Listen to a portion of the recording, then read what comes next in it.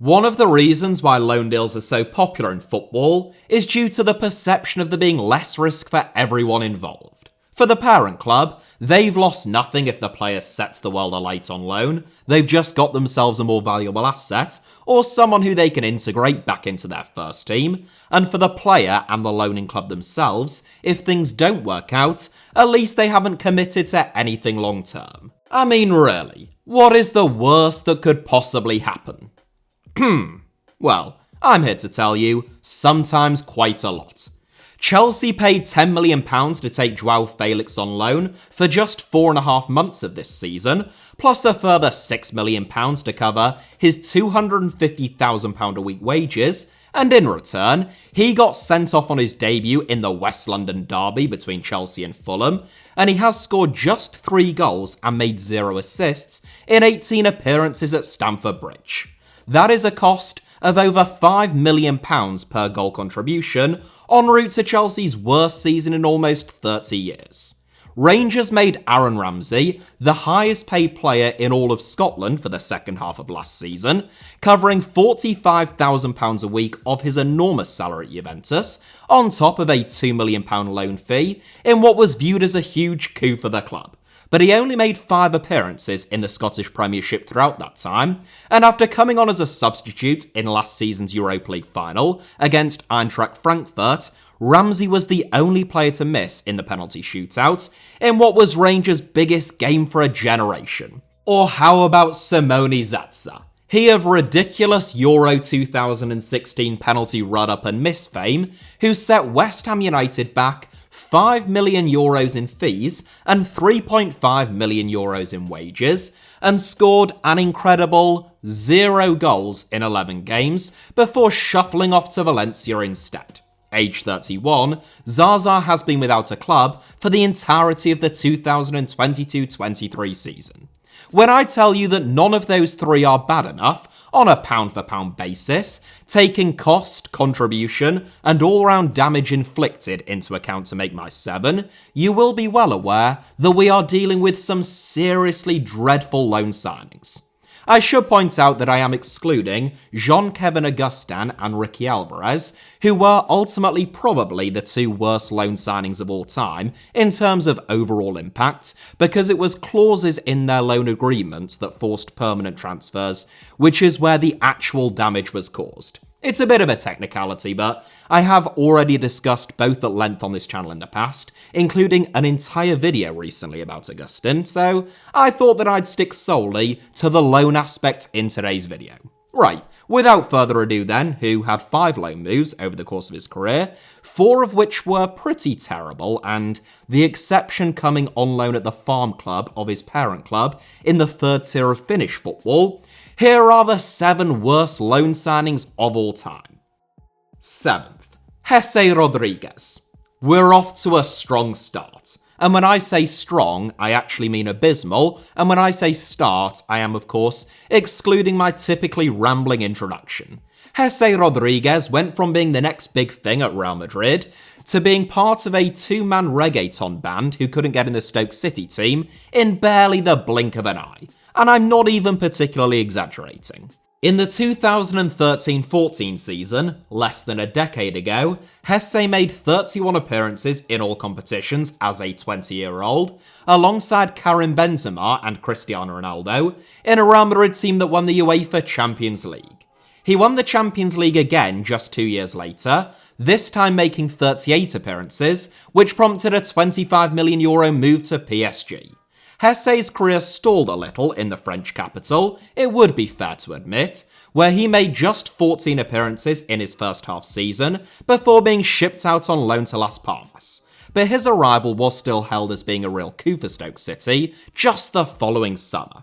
Stoke had signed more cultured players under Mark Hughes than they had done under Tony Pulis, with varying degrees of success, and Jesse was perhaps the worst of the lot.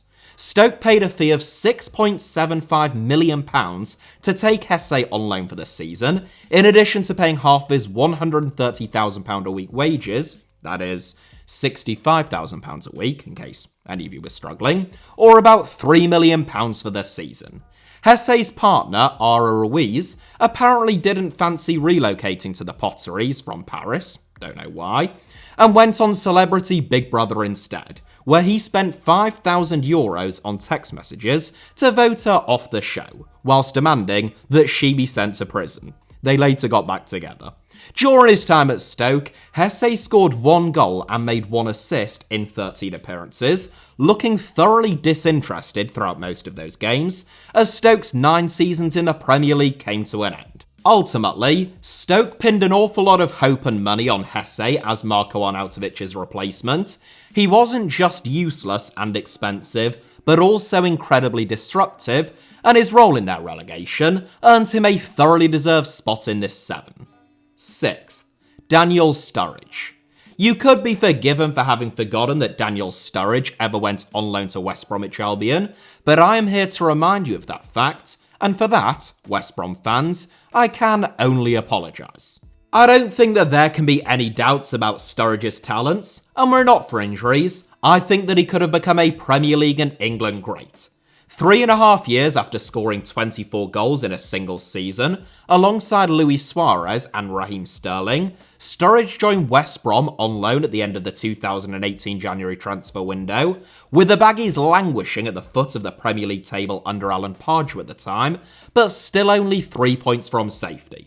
It was hoped that Sturridge, who had scored 8 goals in 12 games for Bolton in his only previous loan move, could provide the necessary spark and magic to drag West Brom away from the drop, and the Baggies were willing to pay £2 million whilst covering Sturridge's £120,000 a week wages for the duration of the loan deal in order to find out. Unfortunately for West Brom, though not all that surprising, it has to be said, Sturridge got injured in only his 3rd game at the Hawthorns after he had played just 78 minutes of football for the club, and he played just 38 minutes more between that setback and the end of the season. Sturridge ended up costing West Brom close to £50,000 for every minute of football that he played for them, which is about £800 a second and an infinite amount of money per goal or assist made, because he didn't make any. Since West Brom had placed almost all of their trust and budget in Sturridge, as their only January arrival other than Ali Gabor, who never played for the club, the fact that he did nothing for them pretty much sealed their fate.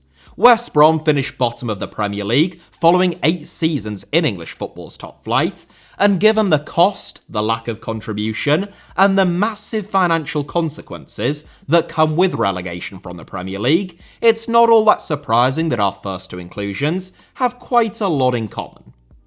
5th, Davey Zalka.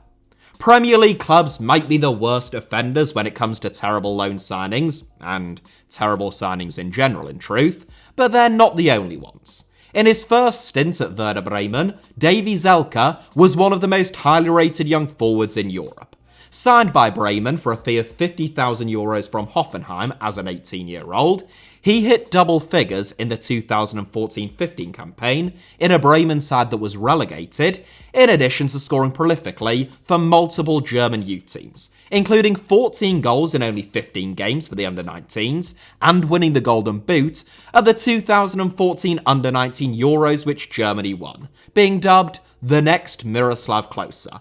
Linked with Real Madrid at that time, he ended up signing for RB Leipzig instead for €8 million, a record fee received by a second Bundesliga side.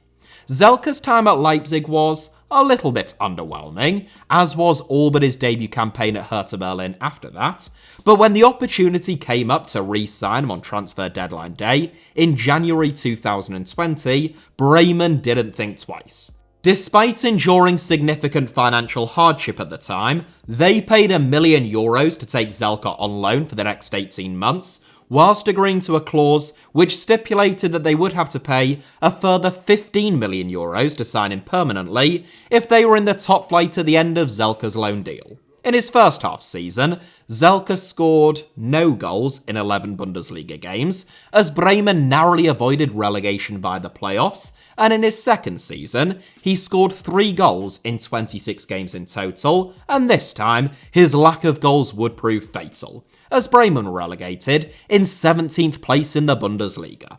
No one could ever fault Zalka's commitment or work rate, but he scored 3 goals in 34 games as one of Bremen's highest earners, and the only saving grace of their relegation, harsh as this may sound, is that they weren't obligated to sign him on a permanent basis for that massive 15 million euros.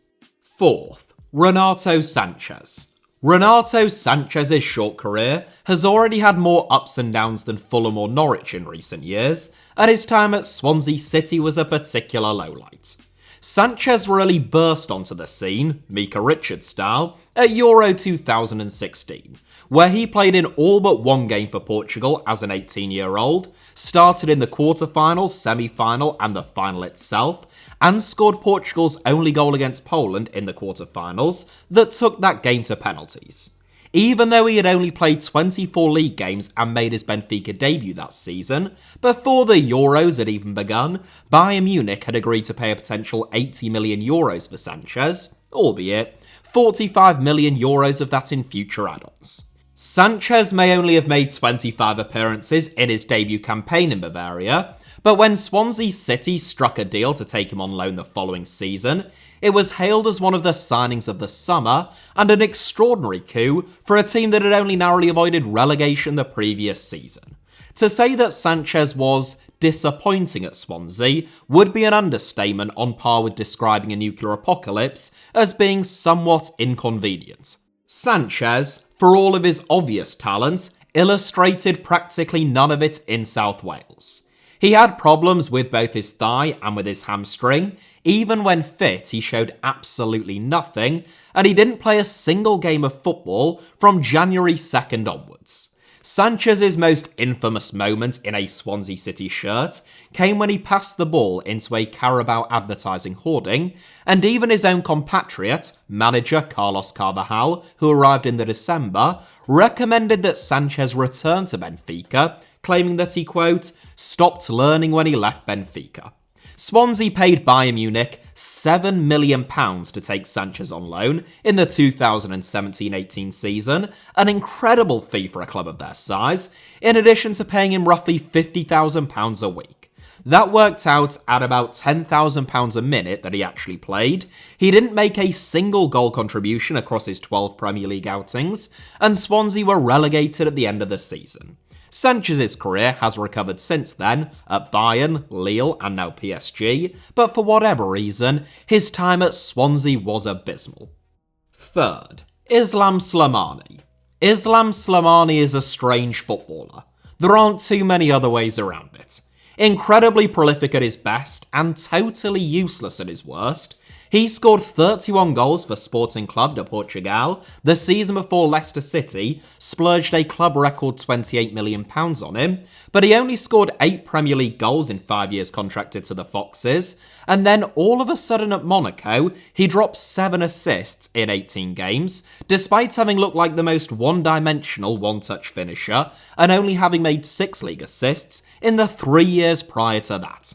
Fenerbahce got the worst of all worlds, it would be fair to say, when they signed Slimani on loan from Leicester in the summer of 2018. The Turkish giants paid Leicester €1.5 million to take Slimani on loan for the season, in addition to paying the entirety of his roughly €100,000 a week wages, which worked out at €4.2 million over the duration of the loan. It made Slimani one of the highest paid players in the Turkish Super League, and in return, he scored 24 goals that season to fire Fener to the title. No, not really, otherwise he wouldn't be third in this 7. Slimani was utter dog dirt. He scored just 1 goal in 15 Turkish Super League appearances, which put him tied on league goals for the campaign with Fenerbahce centre-back Martin Skrtel. Hardly ideal for your big money star centre forward, who has scored 41 goals from 91 caps for Algeria. Fenerbahce slumped to a 6th place finish in the Super League, their joint worst showing since the 1986-87 season, and they only scored 44 goals all season, their lowest tally since the 85-86 campaign.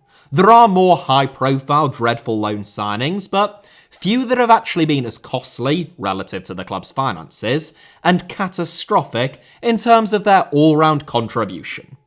Second, Arthur Melo. Chelsea's loan deal for Joao Felix, mentioned in the introduction, just about manages to avoid inclusion in this 7, but there is one loan signing from this season that does make the cut. Felix was extremely expensive and has only made 3 goal contributions in 18 games for Chelsea, but at least he has played 18 games, and there have been occasions in which he has been one of Chelsea's better players. Admittedly, that is setting quite a low bar. What's more, what real damage did Felix do, other than putting another dent in Chelsea's finances? Supposing that he had played like 1986 Maradona in the second half of this season, Chelsea might have finished 8th instead of 12th? Hardly earth-shattering stuff. Arthur Melo, on the other hand, set Liverpool back a loan fee of €4.5 million, or £3.9 million, plus either all or almost all of his £98,000 a week wage demands, putting his total cost to the Reds for the season at in excess of £8 million. In addition to the loan fee, Liverpool had an option to buy Arthur, who Juventus paid a potential €82 million to sign from Barcelona in 2020, whilst Miralem Pjanic headed in the opposite direction, in what was definitely all above board and not at all dodgy, for around £33 million. Liverpool haven't just confirmed that they won't be triggering that option, they deny that it ever even existed. Signed as a stopgap, with Liverpool unable to get their hands on Jude Bellingham last summer, and hoping to fill that gap for 12 months before going back in for the Borussia Dortmund midfielder, in some ways, it made perfect sense. But Arthur, who Lionel Messi once described as being similar to Xavi, played just 13 minutes of football this season, which came in a 4-1 Champions League group stage defeat against Napoli. Despite hiring his own fitness coach and his own physio, Arthur has been sidelined for much of the campaign through injuries, and he played 3 times as many games for Liverpool's under-21s, and even more minutes, as he did in the Liverpool first team. Given Liverpool's very well-documented midfield woes this season, the fact that Arthur was supposed to be the solution to those problems, and that without him providing those answers, they endured a wretched first half of the season, it would be fair to say that, whilst not wholly his fault, the loan signing of Arthur, rather than recruiting another player in midfield, probably cost Liverpool Champions League qualification this season. And that, combined with him costing them £615,000 a minute played, is enough to earn him a spot in second. 0. Honourable mentions. Very quickly, in terms of just some honourable mentions, and obviously I can't mention them all since there have been hundreds, if not thousands, of rubbish loan deals, probably at least 1 or 2 from every club, and fans of those clubs are probably thinking that they should have featured in this 7, as well as those who I mentioned in the introduction, namely Joao Felix, Aaron Ramsey and Simone Zaza, plus Jean-Kevin Augustin and Ricky Alvarez, who missed out on technicalities, the likes of Danny Drinkwater's loan move to Aston Villa, midfielders Kim Källström and Denis Suarez's regrettable stints at Arsenal, Sol Niguez's costly but forgettable spell at Chelsea, Facundo Ferreira's loan move to Newcastle United, where he didn't play a single minute of football, Roque Jr.'s disastrous loan move to Leeds United, Gonzalo Higuain's €18 million loan move to AC Milan, where he scored just 8 goals in all competitions, and finally Borussia Dortmund's loan deal for €30 million Real Madrid signing Reinier Jesus, all came close to featuring, amongst many others of course. Right, now for your top spot. First, Radamel Falcao. It isn't a great reflection of Radamel Falcao's experiences out on loan that when I put his Premier League loan move top of this 7, some of you will still be wondering which one. Quite frankly, Falcao could have featured twice in this 7 on that basis. Falcao, who is one of Colombia's greatest ever footballers, and was undoubtedly one of the best forwards in Europe at Atletico Madrid before he was signed by Monaco in 2013, made even less of a contribution at Chelsea than he did at Manchester United, but he was still a much worse loan signing for the Red Devils than he was even for the Blues. Following his shock move to Monaco, Falcao ruptured his cruciate ligaments during his debut campaign, and in his second season, he played only 3 games of football. Falcao's stock was still sufficiently high the following summer for Manchester United to pay Monaco £6 million to take him on loan for the season, whilst covering all of his £190,000 a week wages. In total, the loan move set Man United back £16 million for a single season, but after falling to 7th as champions in their first season without Sir Alex Ferguson, Falcao was seen as the marquee signing that was meant to take Manchester United back to the top of the Premier League under Louis van Gaal. He didn't. Falcao still looked way off the pace after recovering from his long-term setback, and the physicality of the Premier League probably wasn't the best fit in those circumstances. He scored just 4 goals and made 5 assists across 29 appearances all season, not exactly befitting of a striker, who cost more in his single season than Manchester United paid to take Carlos Tevez on loan for 2. Manchester United rose from 7th the previous season to 4th, getting back in the Champions League, but hardly laying down a marker that they should be feared, or that the post-Fergie era would represent anything other than a severe regression. Falcao doesn't just take top spot because he is one of the most expensive loan signings of all time and did next to nothing to justify that fee, but also because it was so pivotal that Manchester United got their recruitment right that summer, in the context of what has happened over the past decade, and with Falcao, they couldn't have got it much more wrong. Still, at least that served as a warning for everyone else not to make the same mistake. Oh, bloody hell.